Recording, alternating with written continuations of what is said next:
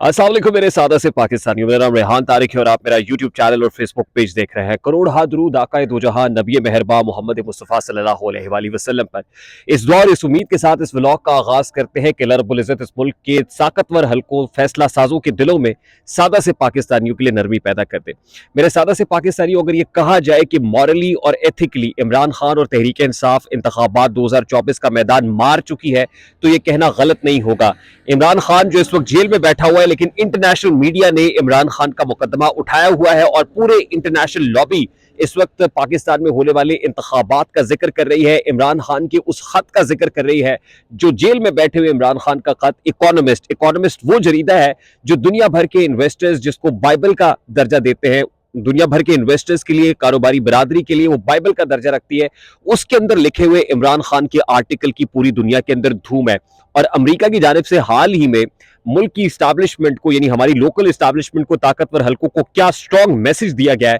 आज के इस व्लॉग में इसका जिक्र करेंगे। लेकिन उससे पहले एक इंपॉर्टेंट डेवलपमेंट आज ही ईवान बाला से, यानी पार्लियामान के अपर हाउस से, सेनेट से सामने आई है कि वहां पर एक करारदाद कसरत राय से मंजूर की गई है जिसमें इंतखाबात को इल्तवा में डालने की बात की गई है। यानी इंतखाबात को मुलतवी करने की करारदाद आज सेनेट से मंजूर कर ली गई है। इस करारदाद की कहानी जरा आपके सामने रखते हैं। इनसाइड स्टोरी असल में क्या है और इसके पीछे कौन है और कौन साजिश कर रहा है कि मुल्क में इलेक्शंस को डिले कराया जाए। लेकिन उससे पहले मैं इंतहाई अदब से आपसे रिक्वेस्ट करूंगा कि अगर आपने हमारा चैनल सब्सक्राइब नहीं किया तो चैनल को सब्सक्राइब कर लें। अगर वीडियो पसंद आए तो इसको लाइक और शेयर करना इसलिए मत भूलिएगा कि हमारा मैसेज ज्यादा लोगों तक पहुंचेगा, और अगर बेल आइकन प्रेस करेंगे तो ऐसी बहुत सारी वीडियोस आपके निगाह से गुजरती रहेंगी। मेरे सादा से पाकिस्तानियों, पाकिस्तान तहरीक इंसाफ के बेशतर रहनुमाओं को जो एपलेट ट्राइब्यूनल है इलेक्शंस के लिए, वहां से रिलीफ मिल रहा है और उनके कागजात नामजदगी मंजूर हुए हैं, जिसमें शाहमूद कुरैशी की मिसाल है, जैन कुरैशी है, उनकी साहबजादी मेहरबानो कुरैशी है, और पाकिस्तान तहरीक इंसाफ के और चीदा चीदा रहनुमा है जिनके कागजात नामजदगी मंजूर हो गए हैं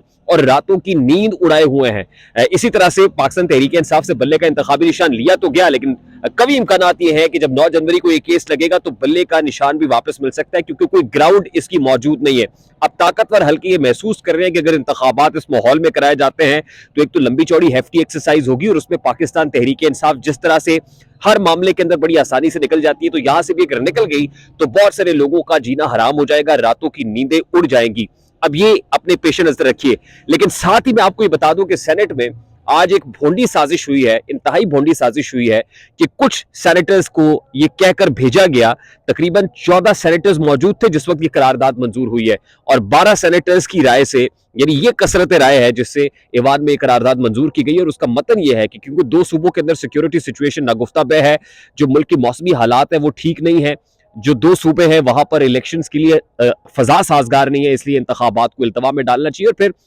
कसरत राय से इस करारदाद को मंजूर भी कर लिया गया। अहवाल ये है कि चेयरमैन सेनेट सादिक संजरानी के कमरे में ये 12-14 सेनेटर्स बैठे हुए होते हैं और वहां पर ऐसी कोई डिस्कशन नहीं होती कि अचानक आनन फानन एक खुफिया करारदाद भेजी जाती है, एक मैसेज भेजा जाता है, यानी किसी को ऑलरेडी ये ड्राफ्ट देकर भेजा गया और उसने कानो कान किसी को खबर नहीं होने दी, और एक मैसेज आता है, जैसे व्हाट्सएप पे एक मैसेज आता है और टेबल होती है करारदाद, और फौरी के फौरी तौर पर इसको टेकअप भी कर लिया जाता है, टेबल होती है और मंजूर भी कर ली जाती है। सिर्फ सेनेटर अफनानुल्लाह जो है इस पर करारदाद की मुखालिफत में बात करते हैं, और सेनेटर बहरामन तंगी जिनका ताल्लुक पीपल्स पार्टी से, क्योंकि दोनों ट्रेरी बेंचेस पर बैठे हुए, तो बहरामन तंगी ने मसलहाना अंदाज के अंदर मसलहत को मलहूज़े खातिर रखते हुए खामोशी इख्तियार की, जिस पर पीपल्स पार्टी ने सेनेटर बहरामन तंगी को शो कॉज नोटिस इशू कर दिया है। लेकिन इंटेंशन बड़ी क्लियर है कुछ लोगों की, ताकतवर हल्कों की, कि वो इंतखाबात को डिले कराना चाहते हैं। At this point in time वो समझते हैं कि इंतखाबात के मुतहम्मिल मुल्क नहीं हो सकता, और उसकी एक बड़ी रीजन है इस वक्त अमरीका बहादुर का भी प्रेशर है कि मुल्क में साफ और शफाफ इलेक्शंस होने चाहिए, और इस वक्त साफ और शफाफ इलेक्शंस होते हुए नजर नहीं आ रहे। अब इमरान खान साहब ने इकोनॉमिस्ट के अंदर जो आर्टिकल रखा है, उन्होंने शुरू से लेके एंड तक वो तमाम तर कहानी बयान कर दी है कि उनकी हुकूमत को कैसे घर भेजा गया, उसके बाद कैसे वोट ऑफ नो कॉन्फिडेंस आई और अमरीका ने इसमें कैसे साजिश रचाई।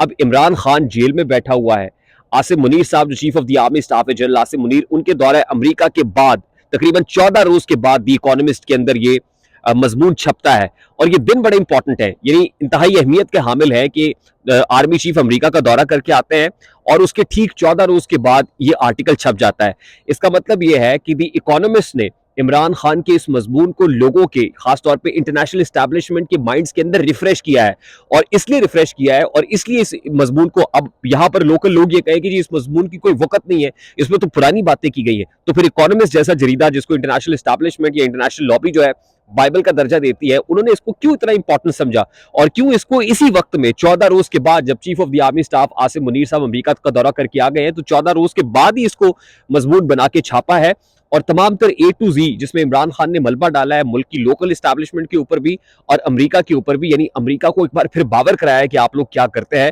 और ये भी बता दिया है कि हमारे मुल्क की जो एस्टैब्लिशमेंट है उसने इमरान खान की हुकूमत को गिराया और पीडीएम हुकूमत को मुसल्लत किया, और जो कुछ करा रही है वो एस्टैब्लिशमेंट करा रही है। यानी अब इंटरनेशनल लॉबी पूरी की पूरी मिल के वो मुल्क की लोकल एस्टैब्लिशमेंट के ऊपर ये जोर डाल रही है कि मुल्क के अंदर साफ और शफाफ इलेक्शंस कराने हैं। और यही वजह है कि chief of the army staff America पहुंचे, साइफर केस हवा हो गया और पाकिस्तान तहरीक इंसाफ के लोगों को रिलीफ मिलना शुरू हो गए। मुल्क की अदालतों के अंदर से ऐसे ऐसे फैसले आ रहे हैं कि पाकिस्तान तहरीक इंसाफ को फेवर कर रहे हैं, और कभी इम्कान ये है कि इमरान खान की रिहाई के लिए भी कुछ सबील इंटरनेशनल एस्टैब्लिशमेंट की तरफ से, यानी जो बैनुल अक़वामी दुनिया है उस तरफ से चले, और अल्टीमेटली प्रेशर के अंदर जो इलेक्शंस हो उसमें पाकिस्तान तहरीक इंसाफ किसी को सांस भी ना लेने दे। तो इस वक्त जो मकामी एस्टैब्लिशमेंट और मकामी हैंडलर्स हैं, वो सर पकड़ कर बैठे हुए हैं कि जेल में बैठा हुआ इमरान खान इतना ताकतवर कैसे है, इंटरनेशनल एस्टैब्लिशमेंट से इतना कनेक्टेड कैसे। और आज ही अमरीकी महकमा खारजा में सहाफ़ियों की तरफ से सेक्रेटरी ऑफ द स्टेट से सवालात भी हुए, जिसमें मुल्क में होने वाले इलेक्शन से मुतालिक सवालात हुए, और उनको ये कहना पड़ा जी कि अमेरिका इसमें कोई दिलचस्पी नहीं रखता, सिर्फ और सिर्फ इस बात में दिलचस्पी है कि पाकिस्तान अपने आइन और कानून के मुताबिक मुल्क में इलेक्शंस कराए। तो इस वक्त अमेरिका का भी ऑब्वियसली एक प्रेशर है मुल्क की एस्टैब्लिशमेंट के ऊपर भी, इदारों के ऊपर भी, कि मुल्क में इलेक्शंस कराने हैं और साफ और शफाफ अंदाज में कराने हैं। तो कभी इम्कानात ये है कि आनन फानन, खुदा करे कि ये जो दिन है वो खैर खैरियत से गुजर जाए, क्योंकि बहुत बड़ा कोई भी हादसा, कोई सानहा हो सकता है, लेकिन मुल्क किसी बड़े हादसे या सानहे का मुतामिल नहीं हो सकता। मेरे सादा से पाकिस्तानियों,